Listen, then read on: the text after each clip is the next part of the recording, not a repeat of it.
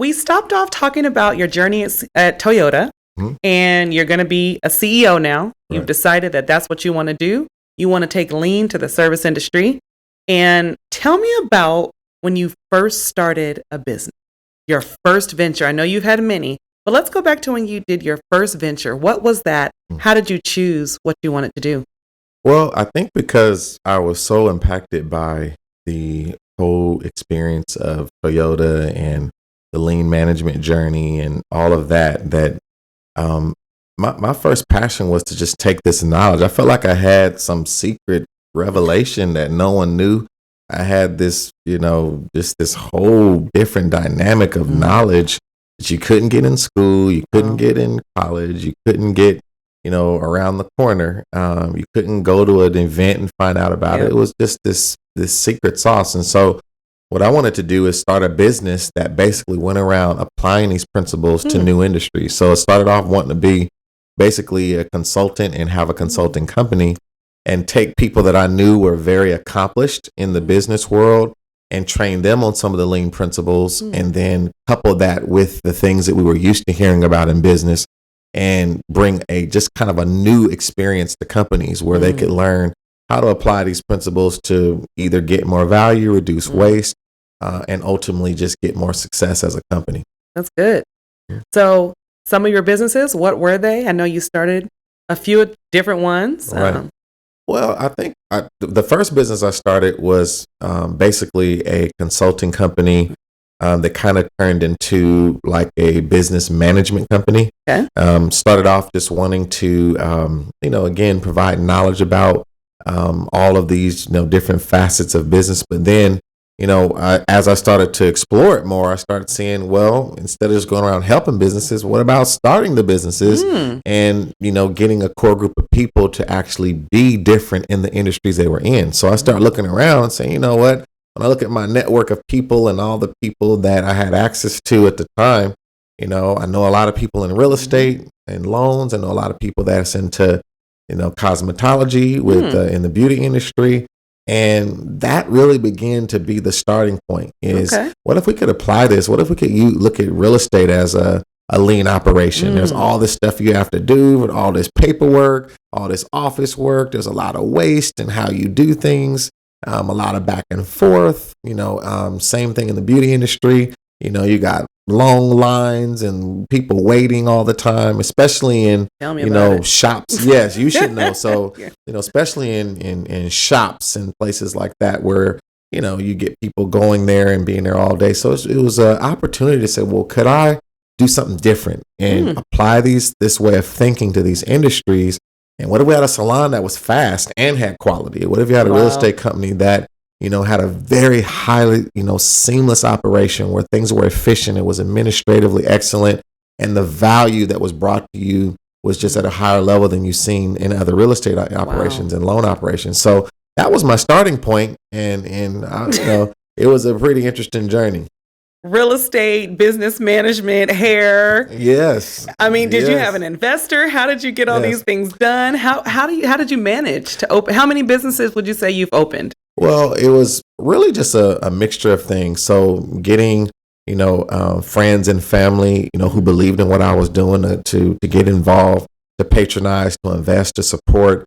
And then, once starting to, mobilize and get some of these things organized, it turned from, 1 and 2 businesses to 5 and 6 businesses, from 5 and 6 businesses to 10 to 12 businesses. Wow. And each one of those experiences, kind of came to me in some instances because, a lot of people begin to see that I was able to organize how to do things in a business perspective and start to say, well, hey, maybe we could go to Michael and we could see if we could put something together. There's a group of us. Here's what we're doing. And most of these were a lot of close relationships in which they had expertise, but maybe needed some of the lean knowledge as well as the business experience that I was gaining.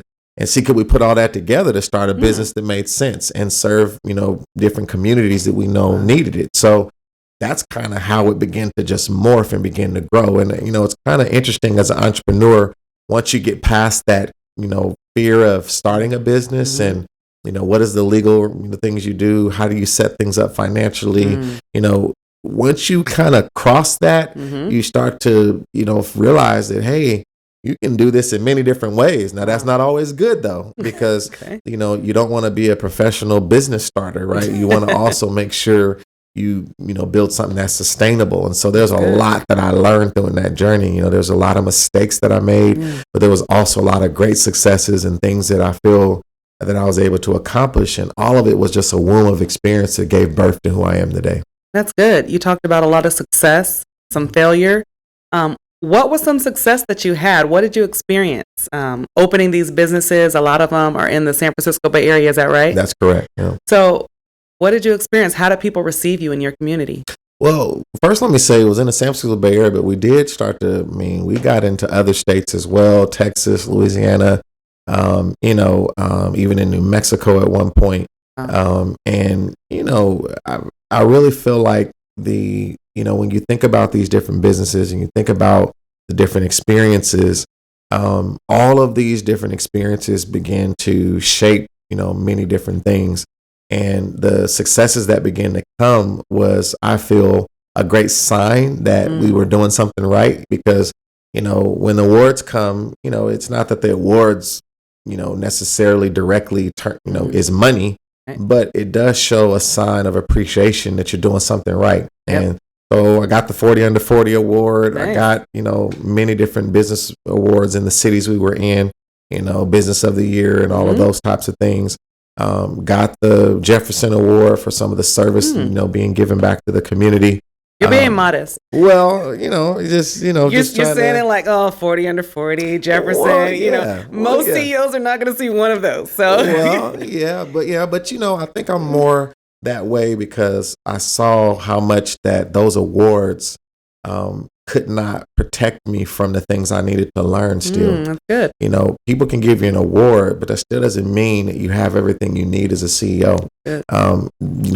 People gave me awards at times where I knew I had a lot to learn, and things that I didn't even know I needed to learn. And so, it's an appreciation and a thankfulness and a humbleness, but it's also a reality check that a trophy or a plaque doesn't make you as a CEO. Good. It really comes down to the decisions you make and what you do when there is no plaque. What do you do when there's no award? What do you do when no one notices you? What do you do when everything's going wrong? I really feel like that is a bigger testament of a CEO than when everything is being acknowledged, right? Because you can do something 1 year or 1 month or one moment that is awardable, but business doesn't last just 1 year, 1 month, and one moment. Business is more than that. And when you start dealing with business and you start dealing with people and you start dealing with the reality of success and challenge, then you start determining what type of CEO are you and what type of entrepreneur are you, and are you going to last? And that's why you hear me kind of talk about, all the great things and, all of the awards and being, I never forget starting to do things on television. And, it's funny when you watch the news all your life and then all at once you're like in a studio on the, You are the news. You are the news. And you're in the news and they're getting everything ready. And then, okay, we're on in 5, 4. And next thing you know, the lights are on you and you're talking to this, individual. And, you're just wondering, like, what am I doing here? Wow. Like, how did this happen? And you're on NBC or you're on Headline News or here you're on, Fox Business News. And, it's just an amazing experience. Or you're talking with a celebrity, and it's not so much being on stage with a celebrity, but it's the back room when you're just talking as people, and you realize this person is a person just like you, and they might have money, but they're still trying to make more money, and they might have had success and people like them, but they're still trying to find their way just like you. Right. And you start to learn that all of these experiences, at the end of the day, you have to think about, as a CEO, what do you want out of the experience of being a CEO? And make sure you don't get so caught up in what you're doing that you forget that this is something you're supposed to be doing to make you happy. Yeah. Because if you don't keep that in mind, when times get tough, you'll find out if you really were doing this for the right reason.